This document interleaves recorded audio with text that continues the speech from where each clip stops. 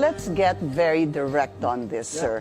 So is or are drug-related crimes on the rise, sir? No. Mas mababa kami ng 60% based on sa data namin. Ha? Kaya nga sabi ko, are we sure that pumunta ka sa barangay? Kasi baka mali yung reports natin kasi mas mababa kami ngayon. By 60%? Yeah, more From than- what year to what year are we No, we're talking about? comparing between 2016 to 2018, no?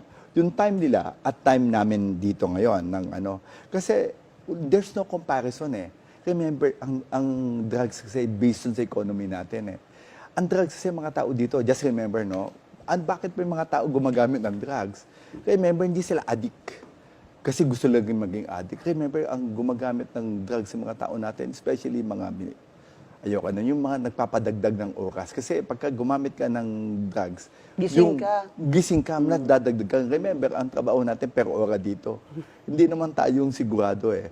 So, ito yung ano natin, kaya ayoko mag-compare. Ang sinasabi ko lang, mas maganda po kami ngayon dun sa data namin sa about crime. Mas nabobroadcast lang ngayon kasi hindi dati takot mag-report.